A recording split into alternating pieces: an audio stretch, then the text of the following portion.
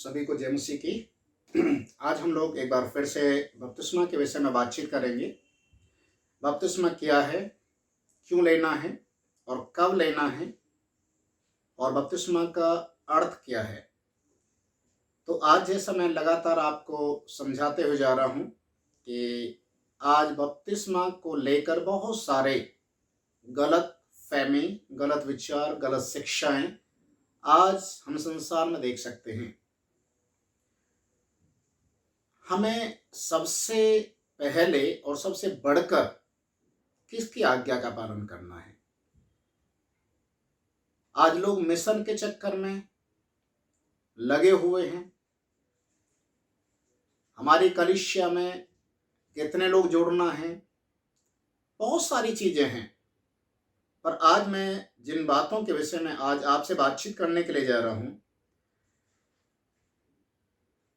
हम बपतिस्मा लेने के लिए अभी पिछली क्लास में हमने सीखा था कि बपतिस्मा एक मन फिराव है। ये कोई धर्म बदलना या जाति को छोड़कर दूसरी जाति में जाना नहीं है। ये एक शुद्धिकरण को दर्शाता है और ये प्रभु की आज्ञा है। हम जितने भी प्रभु यीशु मसीह को जानते हैं या यीशु मसीह को मानते हैं, आज बहुत से ऐसे लोग हैं जो बपतिस्मा लेने के बाद भी अपने जीवन के अंदर कोई भी परिवर्तन नहीं लेकर आते। आज आपने अगर बपतिस्मा ले लिया है और आपने वचन की शिक्षा नहीं पाई, या बपतिस्मा लेने से पहले आपको मालूम नहीं है कि मुझे बपतिस्मा क्यों लेना है, बपतिस्मा लेने के बाद मेरा जीवन कैसा होना है, तो प्रियो आज आपको परमेश्वर के वचन को सुनना और सीखना पड़ेगा। मैं आपको बपतिस्मा की शिक्षा इसलिए नहीं दे रहा हूं क्योंकि मुझे बपतिस्मा के बारे में बहुत ज्यादा नॉलेज है। नहीं, मैं भी आपके समान एक साधारण सा एक व्यक्ति हूं। मैं अगर अपने जीवनी के बारे में बताऊं तो मुझे भी जब बपतिस्मा दिया गया, मुझे मालूम नहीं था बपतिस्मा का मतलब क्या है, बपतिस्मा क्यों दिया जा रहा है। पर एक शौक में मैंने भी ले लिया। पर जब मेरे जीवन के अंदर उतार चढ़ाव आया और मुझे उस बपतिस्मा का मीनिंग मालूम चलने लग गया कि बपतिस्मा लेने के बाद हम क्या नहीं कर सकते हैं, और यदि हम बपतिस्मा लेने के बाद अपने जीवन को नहीं बदलते हैं तो हम यीशु मसीह के क्रूस के बैरी हो जाते हैं। आज उसके विषय में मैं आपसे बातचीत करने के लिए जा रहा हूं। जैसा हम आज संसार में देख रहे हैं, बहुत सारे लोग, बपतिस्मा लिए हुए लोग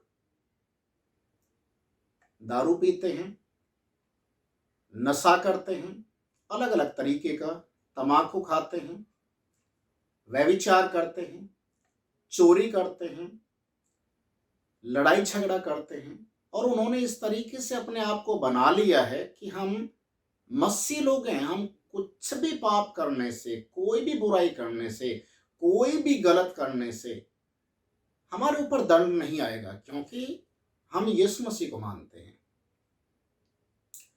जो आज परमेश्वर का वचन इब्रानियों की किताब उसका 6 अध्याय उसका 4 से 6 पद अगर आप पढ़ेंगे तो यहां पर इस प्रकार से लिखा हुआ है, क्योंकि जिन्होंने एक बार ज्योति पाई है और जो स्वर्गीय वरदान का स्वाद चख चुके हैं और पवित्र आत्मा के सहभागी हो गए हैं और परमेश्वर के उत्तम वचन का स्वाद और आने वाली बातों का, आने वाले समय में जो होने वाला है उनका स्वाद चख चुके हैं, यदि वो भटक जाएं।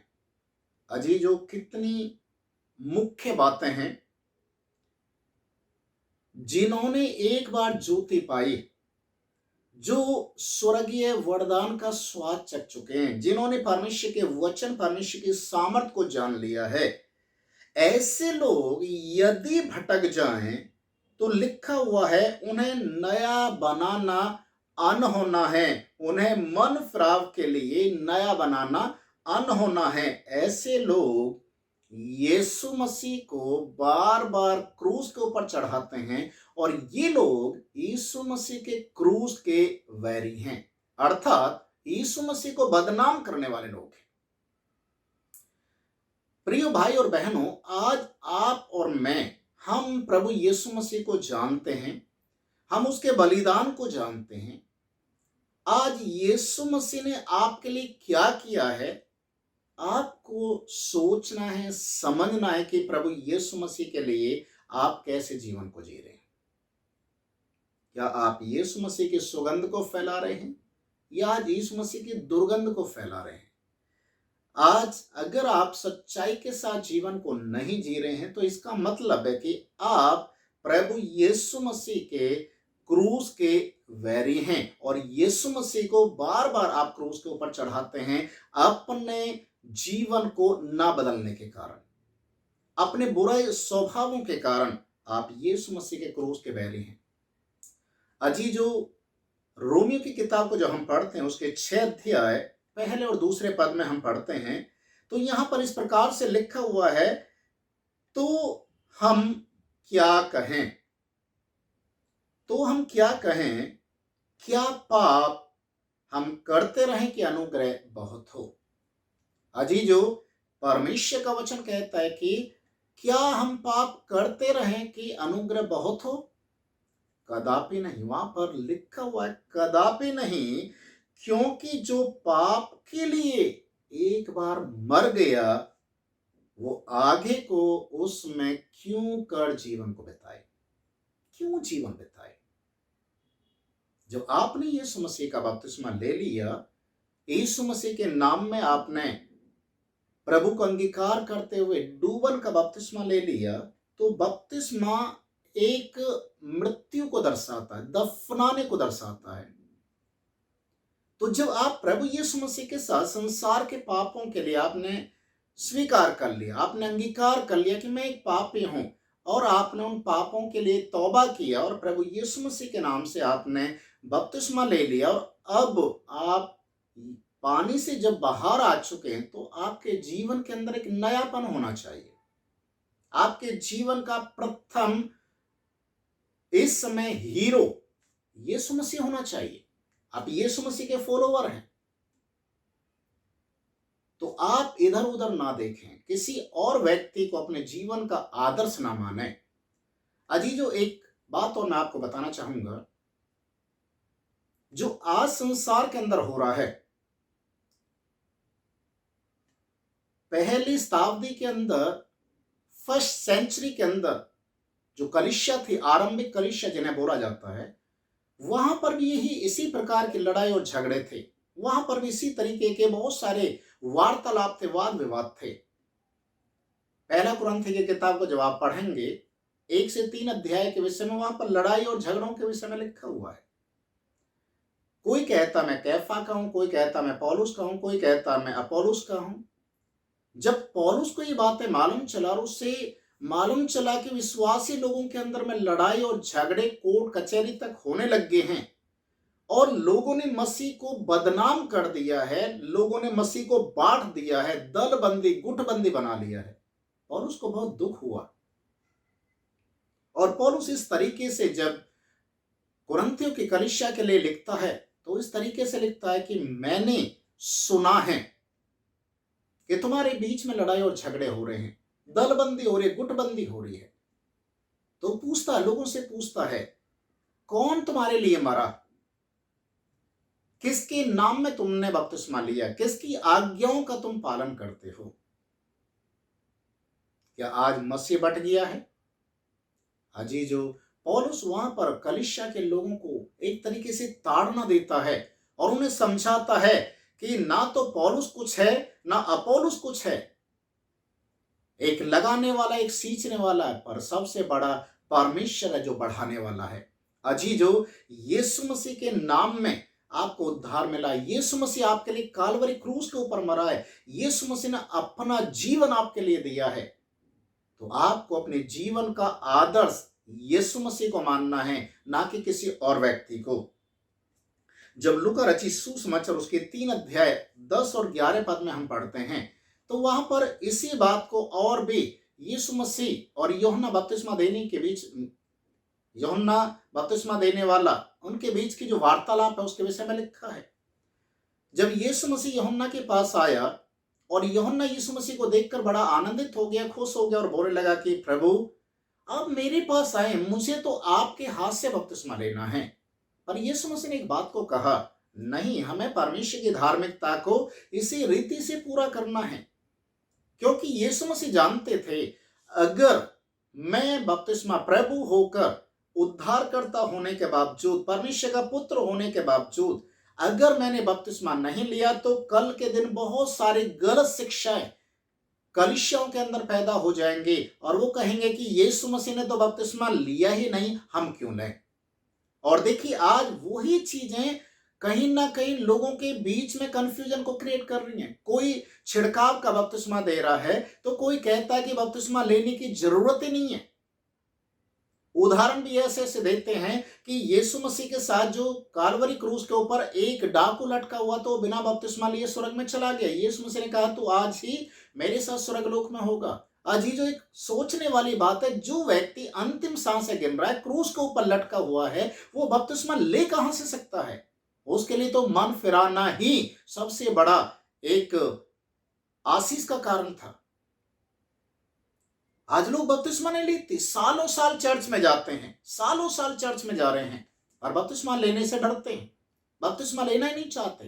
कितने लोग तो बोलते हैं बपतिस्मा लेने के बाद हमें पाप नहीं कर सकते, गलत नहीं कर सकते, इसलिए कहीं ऐसा ना हो जाए कि प्रभु का दंड हमारे ऊपर आ जाए, और इसलिए वो बपतिस्मा लेने के लिए बिल्कुल तैयार नहीं होते। अजीजों, क्या आप अगर प्रभु को जान लिया, प्रभु को जानने के बाद आप बपतिस्मा नहीं ले रहे, तो आपके जैसा कठोर व्यक्ति, नालायक व्यक्ति कोई हो ही नहीं सकता है। क्योंकि आप तो सब कुछ जानने के बाद भी अपने मन को कठोर किए हुए हैं। और जो अपने मन को कठोर करता है, इस्राएली लोगों ने जंगल में 40 साल तक परमेश्वर को रुलाया, परमेश्वर को धोखा दिया, मन को कठोर किया। सोचने वाली बात है, क्या वो आशीष पाए हुए देश में पहुंच पाए? बाइबल में लिखा हो जंगल में मर कर ढेर हो गए। कहीं आपका जीवन भी ऐसा ही ना हो जाए। मन को कठोर मत करो। अजीजो, आप परमेश्वर के वचन को जानो। यीशु मसीह हमारा प्रभु होने के बाद यूहन्ना को समझाता है, हमें परमेश्वर की धार्मिकता को इसी रीति से पूरा करना है, मुझे तेरे हाथ से बपतिस्मा लेना है। और यीशु मसीह ने प्रभु होकर, परमेश्वर का पुत्र होने के बावजूद भी उसने बपतिस्मा लेकर कलीसिया के लिए एक उदाहरण दे दिया कि मुझे देखो, मेरे जैसा मैं कर रहा हूं वैसा तुम भी करो। तो आज हमें इंसान को नहीं देखना है, किसी मिशन को नहीं देखना, किसी और को नहीं देखना है, हमें देखना तो केवल यीशु मसीह को देखना है। परमेश्वर के वचन में लिखा हुआ है, उस समय चुंगी लेने वाले, लूका रचित सुसमाचार उसका 3 अध्याय 12 और 13 पद में हम पढ़ते हैं, तो वहां लिखा हुआ है कि चुंगी लेने वाले लोग यूहन्ना के पास आए बपतिस्मा लेने के लिए और इस तरीके से बोला कि हम क्या करें, बपतिस्मा लेने के बाद हम क्या करें। तो यूहन्ना उनसे इस तरीके से कहता है, उसने उनसे कहा, जो तुम्हारे लिए ठहराया गया है उससे अधिक ना लेना। जो तुम्हारे लिए ठहराया गया, याद रखे, जो तुम्हारे लिए ठहराया गया, सरकार की ओर से ठहराया गया है। अपनी नौकरी का नाजायज फायदा मत उठाना, रिश्वत मत लेना, रिश्वत के चक्कर में किसी के काम को मत रोकना। आज बहुत से लोग इस तरीके के कामों को करते हैं, इसलिए चुंगी लेने वालों को साफ शब्दों में कहा कि जो तुम्हारे लिए ठहराया गया है उससे अधिक मत लेना। और उसके बाद लूका उसके फिर 13 अध्याय के 14 पद को जब हम पढ़ते हैं तो वहां पर फिर तीसरी कैटेगरी के, दूसरी कैटेगरी के जो लोग थे, सिपाही, वो ये यूहन्ना के पास आए और उससे पूछने लगे कि हम क्या करें, हमने बपतिस्मा तो ले लिया, अब हम क्या करें। तो यूहन्ना उनको कहता है, किसी पर उपद्रव ना करना और ना झूठा दोष किसी पर लगाना और किसी को दबाना नहीं है। जो तुम्हारा वेतन तुम्हें मिलता है उसी में संतोष करना। सिपाही, आज आपको मालूम है सिपाही जब शब्द आता है तो कहीं ना कहीं एक करप्शन या अपना जेब भरने वाला लोग नजर आने लग जाते हैं कि ये हर काम के लिए पैसा मांगते हैं, हर काम के लिए।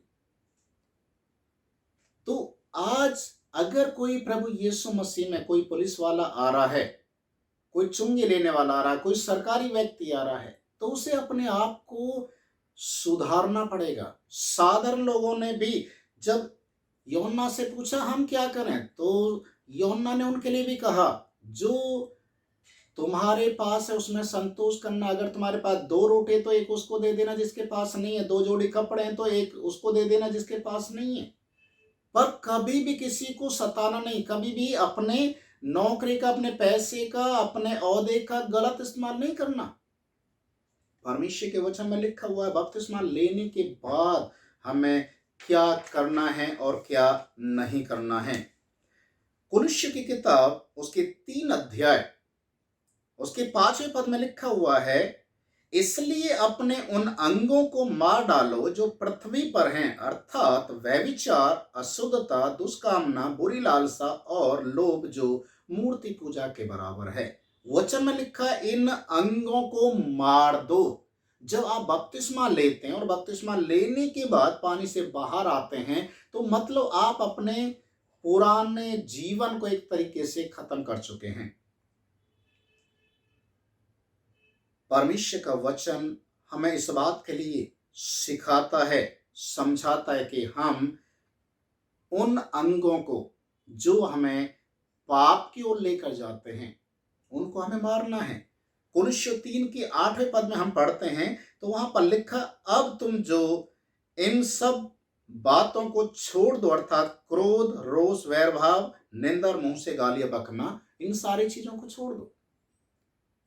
कुछ अंग हैं आपके शरीर के अंग जो गलत आपसे करवाते हैं, कुछ ऐसे आपके जीवन के अंदर स्वभाव बने हुए हैं जिन्हें आपको बदलना पड़ेगा, उन्हें आपको छोड़ना है।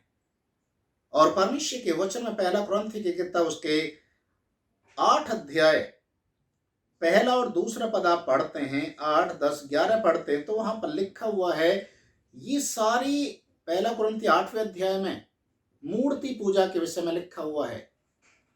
मूर्ति के सामने चढ़ाया हुआ कोई भी प्रसाद या बलिदान, भंडारा या कोई मरा गिरा व्यक्ति है, कोई मर गया, उसके नाम से लोग हवन करते हैं, जागरण करते हैं, खाना बांटते हैं, सब कुछ करते हैं। विश्वासी लोगों को उन चीजों में भाग नहीं लेना चाहिए, उन चीजों से अपने आप को बचाना है, क्योंकि मूर्ति पूजा या मूर्ति के सामने चढ़ाया हुआ एक एक बलिदान परमेश्वर के सामने ग्रहण योग्य नहीं है। वो कहीं ना कहीं आपको परमेश्वर के वचन से दूर करने के लिए कोशिश करेगा। आज विश्वासी लोग भंडारा खाते हैं, विश्वासी लोग अलग अलग जगह प्रसाद खाते हैं। नहीं, आप अगर प्रभु के लोग हैं तो आपको इन चीजों से अपने आप को बचाना पड़ेगा, नहीं तो आप प्रभु यीशु मसीह के लिए आप कैसे गवाह बनेंगे।